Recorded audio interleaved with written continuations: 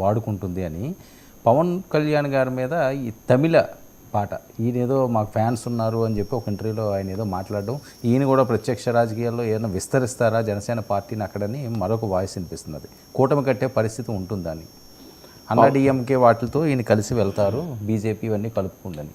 అంటే మొదటిది మనం గతంలో అనుకున్నట్టుగా తెలంగాణ అనేది మొదటి వస్తుంది. తెలంగాణలో బీజేపీ పవన్ కళ్యాణ్ కలుపుకుంటుందా లేదా అనేది బీజేపీ ప్రశ్న. బీజేపీ వాళ్ళు అసెంబ్లీలో కలుపుకున్నారు, లోక్సభలో కలుపుకోలేదు. ఇది నిజం. అవును, ఇది నగ్న సత్యం. కార్పొరేషన్ ఎన్నికల్లో కలుపుకోలేదు. ఇప్పుడు కలుపుకుంటారా? ఉప ముఖ్యమంత్రి కాబట్టి ఏమన్నా కొన్ని కేటాయిస్తారా? మనకేమీ తెలీదు. తెలంగాణలోనే కలుపుకొని వాళ్ళు తమిళనాడులో కలుపుకొని సీట్లు ఇస్తారంటే అక్కడేమీ గాలిలో పోయిన పేలపిండి కృష్ణార్పణం అని అక్కడ ఎలాగో వచ్చేది లేదు కాబట్టి పెట్టుకుందామని అనుకోవచ్చు. కానీ నేను ఇందాక చెప్పిన పాయింట్కి ఈ పాయింట్కి కూడా సంబంధం ఉంది. ఆంధ్రప్రదేశ్లో అనుబంధంగా తెలుగుదేశంతో సహాయంగా జనసేన ఉన్నప్పుడు అక్కడ వాళ్ళు ఇప్పట్లో అధికారం, ముఖ్యమంత్రి పదవి, దీని గురించి ఆలోచించే అవకాశం లేదు.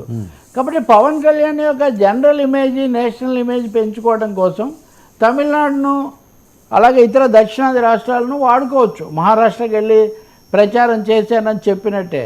అందుకనే మొన్న పిఠాపురం సభలో కూడా తమిళుల మీద లేదా డిఎంకే మీద, పెరియార్ మీద చాలా డైలాగులు వదిలినటువంటి పవన్ కళ్యాణ్ అచ్చమిల్లై అని సుబ్రహ్మణ్య భారతి రాసినటువంటి పాటను భయం లేదు భయం లేదు భయం లేదు భయం లేదు కదలిరా అని తెలుగులో కూడా ఒక పాట ఉంటుంది. ఐ థింక్ సీనారే రాసినట్టుగా ఉన్నాడు దాన్ని. కాబట్టి పవన్ కళ్యాణ్ కావాల్సినన్ని ట్విస్టులు, కావాల్సినన్ని ఫ్లాష్లు పెట్టుకొని కథ స్టోరీ స్క్రీన్ ప్లే వర్కౌట్ చేసుకుంటున్నాడు ఆయన. సో పవన్ సదరన్ స్టోరీ, దీనికి ఒక పెద్ద పేరు కనుక మీరు పెట్టుకుంటే, ఈ సదరన్ స్టోరీలో తన స్థానం ఉండాలి కాబట్టి ఆయన మళ్ళీ తంతికి ఇచ్చిన ఇంటర్వ్యూలో ఈ విషయాలన్నీ చెప్పాడు. ఆపల, పిఠాపురంతో ఆపల.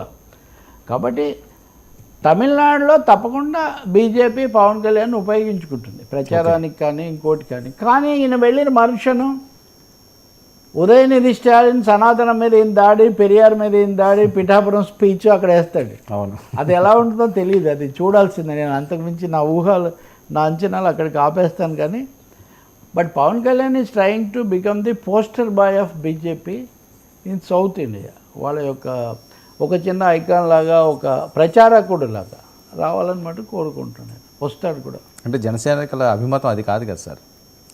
జనసేన వాళ్ళ జన సైనికుల అభిమతం అదే నేను ఇందాక చెప్పేది. ఆంధ్రప్రదేశ్లో వాళ్ళైతే ఇప్పటికీ కూడా డిస్టెంట్ సెకండ్, చాలా సుదూరంలో ఉన్న రెండో స్థానం. సరే, ఇప్పుడు గ్లామరు లేదా వాగ్దాటి లేదా ఆకర్షణ లేదా డబ్బు ఇవన్నీ ప్రజా జీవితంలో అధికార పీఠాల ముందు ఇవి లెక్కలోకి రావండి. మీ ఖచ్చితమైన సంఖ్యాబలం, మీ ఖచ్చితమైన ఓటింగు, మీ ఖచ్చితమైన పార్టీ యంత్రాంగం ఇవి వర్కౌట్ కావాలి. జనసేనకు అంత లేదు. సీన్ ఇంకా తయారు కావాల్సిన అవసరం చాలా ఎక్కువ. మొదటి అడుగులో ఉంది జనసేన. ఇప్పుడు మొదటి అడుగులో ఉంది, అది కూడా సరిగ్గా రెండో అడుగు కూడా వేయడమే పెద్ద సవాల్ వాళ్ళకు. కాబట్టి జన సైనికులకు ఇది నిరుత్సాహం కలిగించవచ్చు. అంటే అది తెలిసే పవన్ కళ్యాణ్ గారు కాంప్రమైజ్ అయ్యి తగ్గుతున్నాడు కదా సార్. ఖచ్చితంగా ఇక్కడ రాజీ పడినప్పుడు దీన్ని ఎక్కడో చోట కవరప్ చేసుకోవాలి. కాబట్టి ఆల్ ఇండియా ఇమేజ్, ఒక జాతీయ ముద్ర కోసం ఆయన ప్రయత్నం చేస్తున్నారు. దానికి తమిళనాడు ఎన్నికలు నెక్స్ట్ వచ్చి తమిళనాడు ఎన్నికలే. పైగా సౌత్లో ఇన్ని వివాదాలన్నీ నడుస్తున్నాయి కాబట్టి ఈయనకు తమిళం కూడా వచ్చు కాబట్టి, తమిళనాడులో పెరిగాడు కాబట్టి ఈ అంశాలన్నీ వస్తాయి. బట్ సనాతన వాదంతో వెళ్ళి తమిళనాడులో ఈయన నెట్టుకు రాగలడా అనేది మటుకు పెద్ద ప్రశ్న. సో అందుకనే వ్యూహం నాకు వదిలేయమని మొదటి నుంచి ఏం చెప్తున్నారా? ఏమని? నా వ్యూహం ఉంది. ఏం వ్యూహం సార్? చంద్రబాబుతో కలిసి ఫైట్ చేయడం పెద్ద వ్యూహం. ఇప్పుడు పెద్ద అదే అంటారా? ఇప్పుడు కూడా వేరే వ్యూహంతో వెళ్తున్నారా అని? ఇది కూడా అంతే. నేషనల్ ఇమేజ్ కోసం ట్రై చేయటం, జాతీయ ఇమేజ్ కోసం ట్రై చేయటం. బీజేపీకి తన అవసరం ఉంది కాబట్టి దాన్ని వాళ్ళకి తన సర్వీసెస్ వాళ్ళకి ఆఫర్ చేయటం. దానికి బదులుగా అని కాదు, ఆ అవగాహనలో భాగంగా జాతీయ స్థాయిలో కూడా వీలైతే తమ పార్టీకి పాత్ర తీసుకోవడం, ఇలాంటివన్నీ కూడా జరగవచ్చు.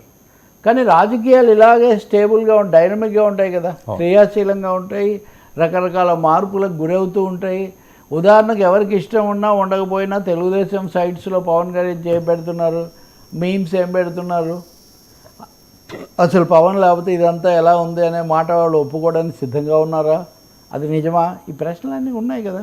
కానీ ఒకటైతే పవన్ కళ్యాణ్ మొన్న పిఠాపురంలో మాట్లాడిన 2 కీలక అంశాల్లో రాష్ట్ర స్థాయిలోనూ జాతీయ స్థాయిలోనూ మేజర్ కరెక్షన్స్ చేసుకున్నారు అనేది మటుకు నిజం.